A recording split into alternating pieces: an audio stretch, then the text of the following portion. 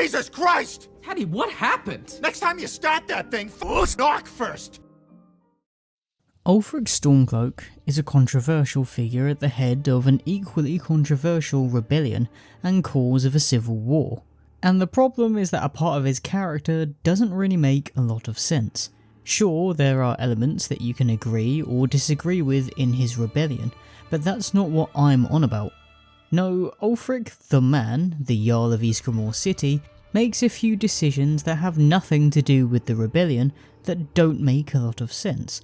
And on top of that, it feels like there are some narrative holes in his backstory that could have been filled to make him not only more compelling and more sympathetic, but also give the Stormcloaks an extra emotional factor that I feel the Imperial side of the Civil War have over them through Elisif the Fair being a grieving widow. To explain all of this, we need to have a look at the Stormcloak clan, the big issues I have with Ulfric and his era of the clan from a narrative standpoint, and what I would do if I was in Bethesda's writing room back in 2011. Well, I would have been a small child back then, but that's besides the point. Anyway, find yourself a chair and buckle up for a history lesson. Ulfric Stormcloak, some here in Helgen call you a hero. But a hero doesn't use a power like the voice to murder his king and usurp his throne. So, Ulfric is from a long line of proud Nords. The Stormcloak clan is presumably one of the oldest surviving clans in Skyrim, and there are even signs that the clan could be older than Nords in general. This comes from one of Ulfric's ancestors, Thane Mera Stormcloak, during the interregnum following the fall of Remen Cyrodiil's empire. The second one in the second era. She's an NPC you can interact with in ESO, and while she isn't a Jarl like Ulfric later on, holding the position of Thane means that the clan had prominence even 1,000 years earlier. It's implied by Mera that she's the first of her clan to hold the position of Thane, but her father held the title of Captain of the Guard before her. Beyond her father, she mentions, "We Stormcloaks helped build Windhelm centuries ago. We're an old family, and we're proud of our heritage." Now, I think ESO might have got the timeline a little bit wrong here, since Windhelm was built during the Merithic era by Ysgramor, meaning that the city was built thousands of years ago. But I'm nitpicking here. I guess even if it has been thousands of years, technically saying hundreds isn't incorrect. So, whatever, but this could also mean that Ulfric and Mera's ancestors were among the 500 companions, since they aided in building Ysgramor City, something the Nordic hero did straight after the return and the absolute decking of the Snow Elves. This would also mean that the clan can trace their roots straight to Atmora, and that its earliest members were Atmorans, not Nords. This is headcanon on my part, however, and it isn't known if the Stormcloaks have any connection to the companions whatsoever. What I will say is that Ysgramor was known to ride a Storm Atronach bear, conjured by his personal cleverman, essentially a Nordic mage, named Alabar the Oddly Coloured. Oof, that seems like an offensive title. Anyway, with a surname like Stormcloak and a symbol of a bear, perhaps the clan has something to do with Alabar. It seems to fit too neatly to be a coincidence, although I've found no further evidence to back this little theory of mine. Beyond Thane Mera, we also know of one more ancestor. According to Gathering Force, Arms and Armour of Tamriel, a book found in ESO, there's Skegglan Stormcloak. We don't know when exactly Skegglan operated, but he was known to be a Nord champion and a guard of Windhelm. I guess similarly to Mera's father. The exact quote from the book is, "One of the veteran guards in the walled city of Windhelm. Skegglan suffered neither fools nor trolls gladly. He hunts in furs and leathers. He donned his heaviest armour for the display of brutality in honour of Cain, the sky goddess." Simply put, the Stormcloaks are known for their warrior reputation and longevity within Skyrim as one of the country's most prominent clans. We aren't entirely sure how we got from Thane to Jarl in the family, but since the responsibility of ruling Windhelm passed from father to son, from Hoag to Ulfric, it's clear that the clan have been producing Jarls for at least a few generations. So, with such a prominent clan lineage, we run into one of my first problems with Ulfric. Although it isn't really his fault. No, it's his father's. Hoag. My father, the Great Bear of Eastmarch, died during my imprisonment after the Markgarth incident. By most metrics, Hoag Stormcloak, known as the Bear of Eastmarch, was a good man and a better Jarl. He was respected by his people, was notably more tolerant of the Dunmer in Windhelm, and was mourned greatly by his people following his passing. Now, this is all great. One thing I can't make sense of though, is what he did with his son. You see, Ulfric clearly thinks well of his father. If you ask him about how he became Jarl, he'll give you a pretty passionate speech about how he died, except by my reckoning, Hoag didn't do a lot to raise Ulfric. When Ulfric was a boy, he was chosen to train with the Greybeards on High Hrothgar, in the hopes that he would later become one. This was considered a great honour, and something that Hoag agreed to, sending his son away where he spent 10 years, and here's why I sort of think this doesn't make a lot of sense. I have rifled through all of Ulfric's dialogue, and he pretty much only ever mentions his father when talking about his family. Obviously he must have had a mother, but he doesn't mention her, and he doesn't mention any other sibling either. He even calls himself Hoag's only son. I only hope I can prove worthy of that honor. I, his only son, forced to deliver his eulogy via letter I had smuggled out of prison. Such is the love of Titus meat for his subjects. Why do I bring this up? Well, this means that Hoag sent away his only son and heir to become a Greybeard, effectively agreeing that his clan end with him, a clan whose lineage can be traced back to the Merethic era, before any Cyrodiilic Empire and before even the Dragon Wars that saw Alduin get sent through time. His clan's existence in Skyrim is even older than the Way of the Voice, if Mera Stormcloak's quotes are to be believed. Now, I don't care how much of an honour being chosen by the Greybeards is, it's not really great for you or your city if there is concern about succession, since Hoag presumably doesn't have another child to give his Jarl title to. I only say presumably because the Ulfric only child clip is when he talks about his imprisonment in Markarth, so you could perhaps argue that he might have had a sibling before this time that was later lost, although I doubt it. Now I guess you could argue that Hoag's succession could have gone to his wife, Ulfric's mother, a woman who definitely existed because, well, Ulfric's there, but from what I gathered, Ulfric's mum isn't around anymore, and Ulfric is Hoag's only child. So giving that only child away always seemed like a bit of a plot hole for me, because what did that mean for Windhelm? Did Hoag have somebody else lined up? Was he willing to let his clan end right there? Bearman, what were you thinking?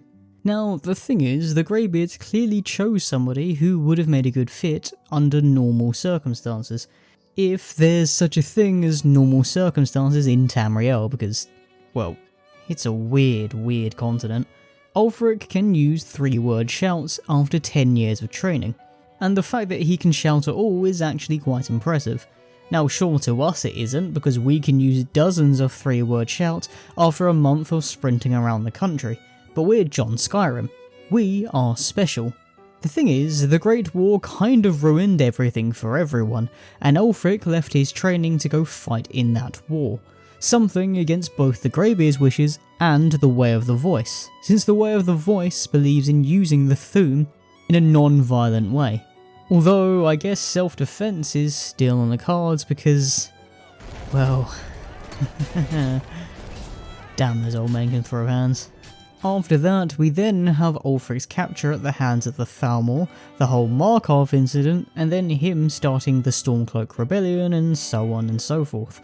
All stuff I won't go into detail here, because we still have a lot to get through and I would like this video to be under an hour long. If you want a more detailed explanation on all of those events leading up to the Civil War, which includes everything I've mentioned and more, check out my Civil War series and the Stormcloak video in particular, because all this stuff is left intentionally mysterious yet still addressed.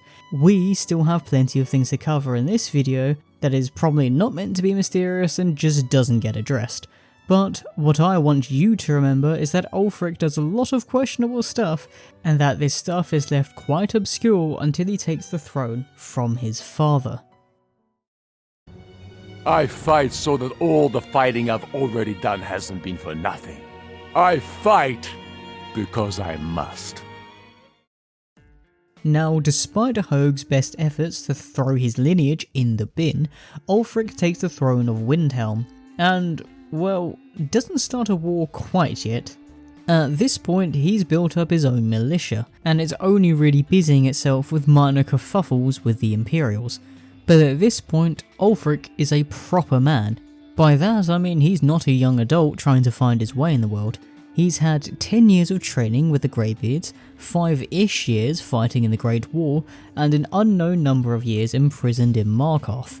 Although, if we take the end of the Great War, 4E175, and the start of Ulfric's reign, 4E183, he was imprisoned for a maximum of 7 to 8 years.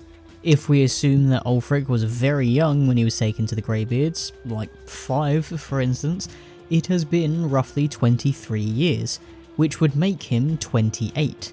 Let's just say that Ulfric is in his late 20s or early 30s by the time he's Jarl, and given the fragile situation Skyrim finds itself in at this point, he should probably look at getting an heir, lest he be the last of his line, like his father almost was before him.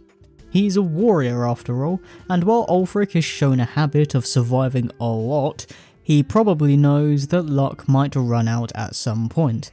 It's probably why, during the Civil War questline, he doesn't do any fighting until the Battle of either Windhelm or Solitude. So why doesn't he have an heir? After becoming Jarl, and given his age at the time, he would have been Skyrim's most eligible bachelor. Now sure, he would have also been a controversial bachelor, but he's Ulfric Stormcloak. You could sleep on a bed made out of his voice. Even when he's looking at retirement age, there's a certain blacksmith's apprentice who would risk it all for him, so getting a wife shouldn't have been a problem, especially back then. Now sure, you could argue he's waiting for a good political marriage that hasn't come along yet, but as I said before, he's pushing or in his 50s by the time we get to Skyrim, the game. The game takes place 18 years after Ulfric becomes Jarl, and 26 years after the Great War ends, so if he had a child when he became Jarl, that child would be almost an adult in their own right, and a suitable heir to take over should the worst happen to him. If he had a kid before Markarth, he could have a warrior prince or princess fighting by his side, now in their mid-20s, who is ready to marry a powerful ally for an advantage. But no. Instead, he's single into his 50s, and yes, I know there's a certain 50-year-old the entire internet is swooning for at the moment, but even the mighty and corny Leon is married. Sorry ladies, we just don't know who to. I have a gut feeling it's Claire though. I just feel like those two would have a pact where they get married to each other at like 40 plus if they didn't find anyone else, and at some point Leon's got to say to himself he's too old to be doing that cat and mouse dance he's been doing with Ada for, god, it's got to be like 30 years now, right? And of course the entire idea would have come from Chris. But never mind that, this isn't a Resident Evil video, let's get back on track. So that leads us to where we are in Skyrim.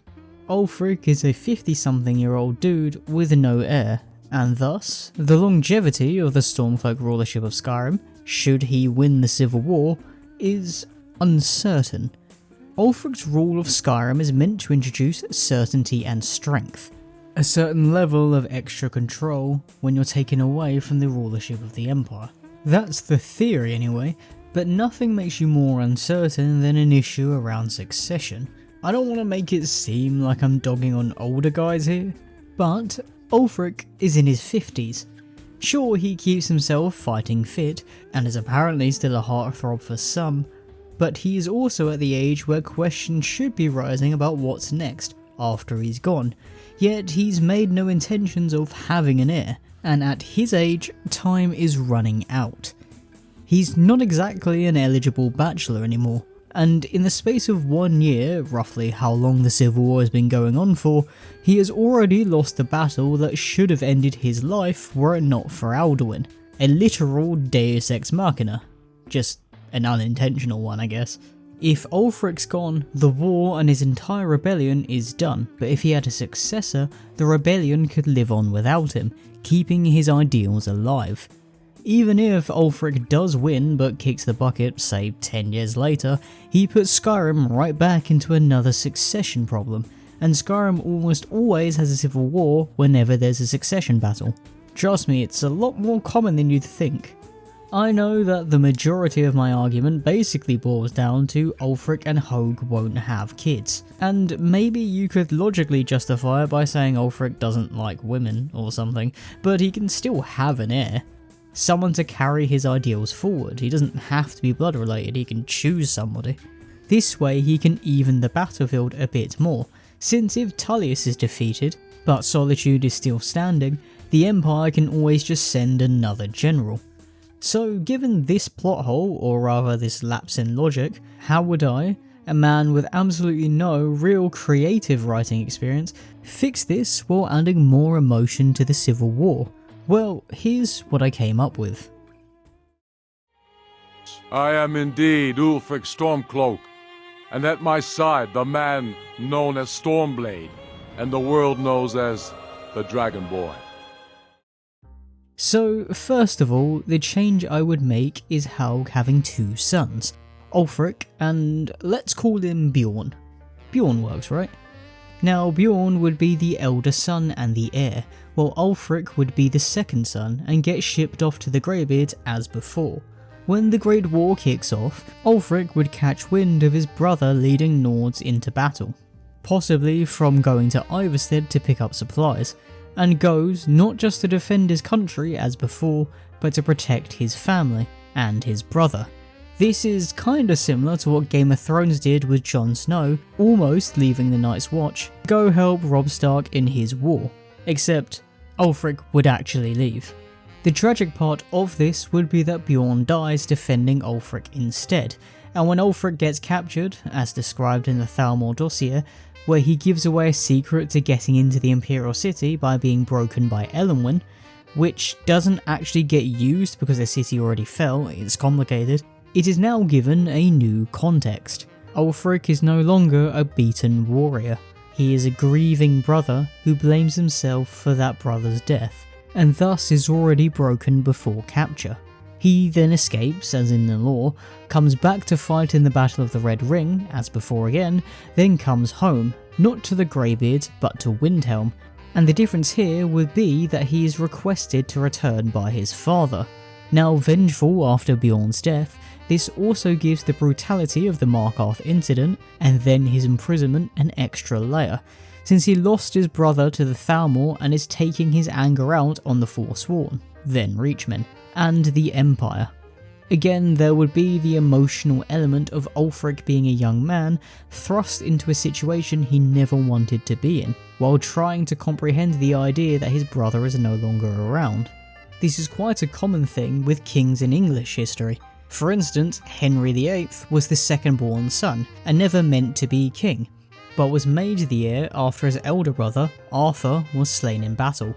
When his father, Hoag, passes as normal, this would only increase his hatred even more, and when he takes to the throne of Windhelm as its Jarl, there will be this added hatred as part of his rebellion to make it even more emotional.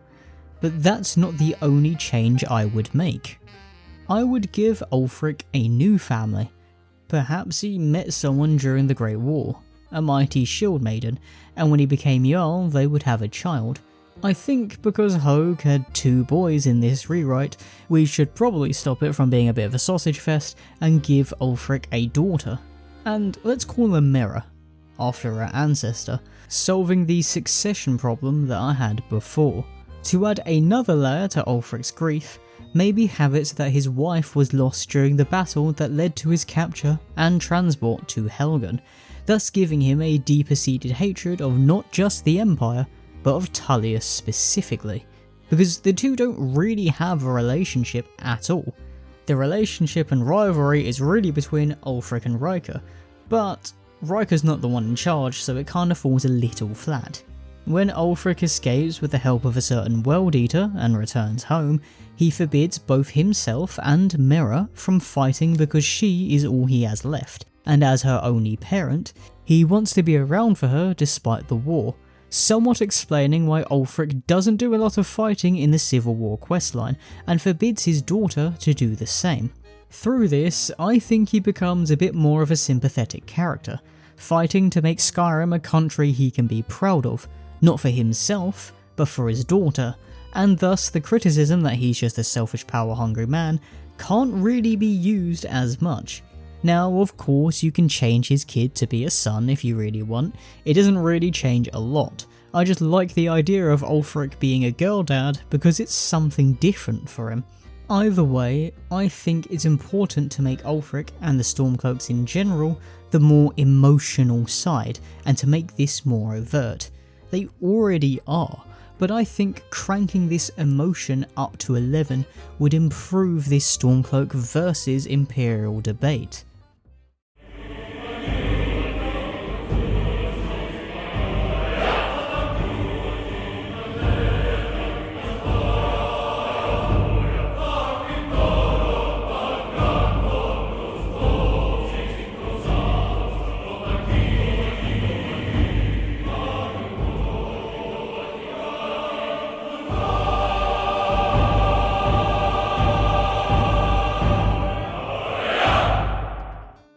I've heard a few say that they aren't a fan of Tullius, from a writing perspective, and that Riker should have been the Imperial leader and representative in Skyrim. But the reason I like Tullius so much is that he's not representing Skyrim at all. He's the greatest representation of the Empire. He's an efficient military general put in Skyrim to do a job, and that's it.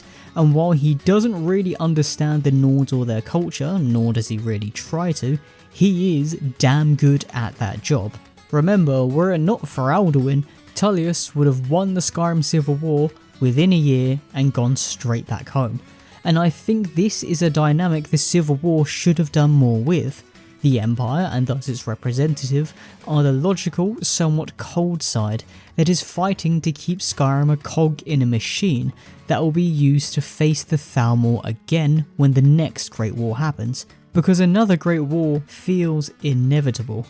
They're essentially fighting for the very logical reason that there is strength in numbers, and Skyrim does contribute to these numbers considerably. The Stormcloaks are the more emotional faction, the hot-headed side that is fighting for the love of their country and their people so that they can control it again. By giving Ulfric this family dynamic, in my little rewrite, it makes the emotions personal for him. Sure, he's fighting for his country, like before, but he's also fighting for the sake of his daughter and to avenge his family. It makes him the foil and polar opposite to Tullius too, who has no one in this foreign land, only soldiers, and he is purely a general, nothing else. To add to this, making Ulfric a good yet overprotective father would really sell it all, and you could even give him layers by having him be remorseful about Torrig, the former High King's death, and what it put Elisif through, given that in this rewrite, he would also be a widow having lost his own wife. The thing is with this is that I don't feel like you need to make many changes. You would have only had to add a handful of lines to add this extra layer to the Stormcloak Rebellion, Ulfric and the Civil War as a whole, and only one new character, Mira, since everyone else I would have added would be dead. Either way, as it stands currently, the Skyrim Civil War has always been a confusing piece of the game for me because of the massive difference in quality between its lore and its execution.